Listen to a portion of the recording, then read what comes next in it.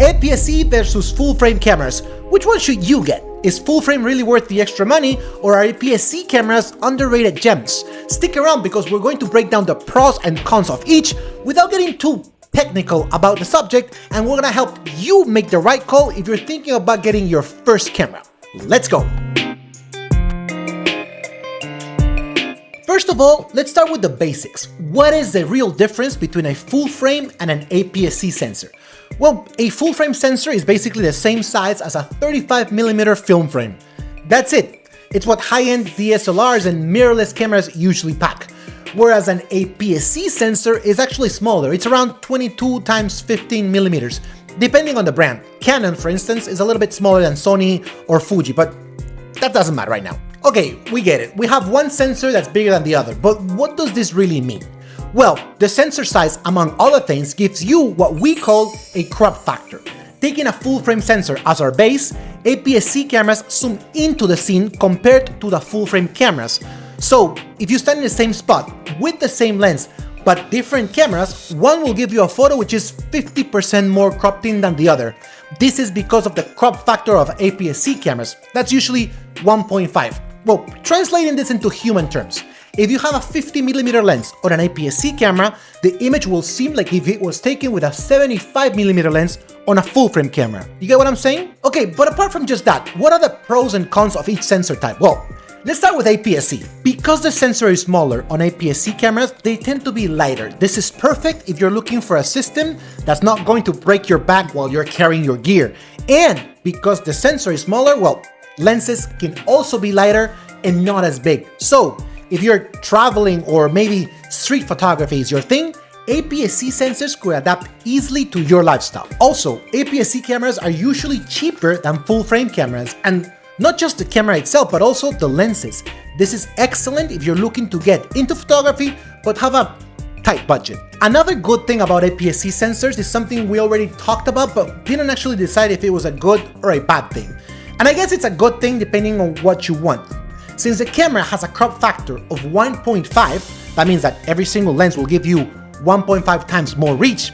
Well, if you're into nature or sports photography, this is going to be very helpful because you're going to have an extra reach. Again, it can be a pro, but it could be also a con depending on what you need. Now let's talk about the cons of APS-C cameras. If you're looking to work under low light conditions, unless you have a very fast lens, APS-C sensors might be something you want to stay away from. You see, because the sensor is smaller, the ability to capture light is less than that of a larger sensor. So as soon as you start cracking up that ISO, you begin to notice some digital noise. This is not that terrible nowadays with the technology that is improving every day, but it's still something to consider. Another issue is that the crop factor will limit your wide-angle shots. Think about it. If everything is more zoomed in, then your typical wide lenses will also be more zoomed in. This means that they will not be as wide as you might want them to be. Take a 24mm lens, for example. After applying the crop factor, that 24mm lens will turn out to be something like a 36mm lens. This is not that great if you're shooting real estate or maybe architecture. Okay, enough about APS-Cs, but what about full-frame sensors? What is their deal? Well, as you already heard, full-frame cameras are way better performers under low light conditions. The larger sensor results in the camera having a better capability to capture light. Also, full-frame cameras tend to have a better dynamic range than APS-C sensor. But what does dynamic range even mean? Well, the dynamic range of a camera is the ability the sensor has to capture more or maybe less detail in the shadows and the highlights of an image. Full-frame cameras can get more information from each because the sensor is larger.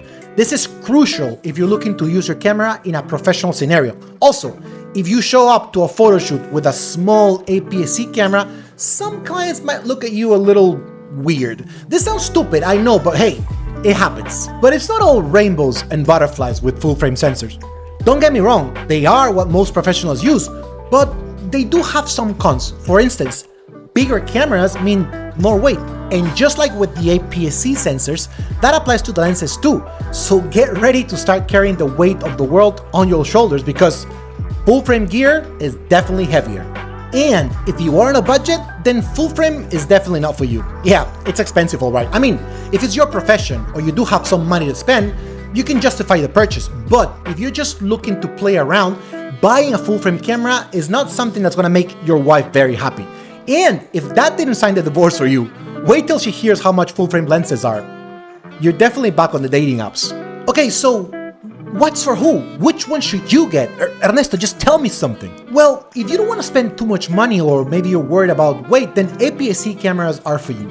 Don't get me wrong, they can deliver great results and are also used in professional environments. I mean, each year they get better, so it's not like you're sacrificing so much when you decide for an APS-C over a full frame if you know what you're doing. But if you want to do photography professionally and have really decided to go all in, then definitely full frame is what you have to go for. And even though it might not seem like it, starting in full frame might also save you some money in the long run. I mean, the gear is expensive, but at least you're only making one purchase. If you start with an APS-C camera and then later on decide to jump into full frame, you're gonna have to change your lenses and everything, and then that's a double purchase. So there you go, those are APS-C and full frame sensors explained to you in a simple manner. I hope you all liked the video, and as always, don't forget to follow Aftershoot in all of our social media to be always up to date with every new thing we have to offer. See you guys in the next one. Bye.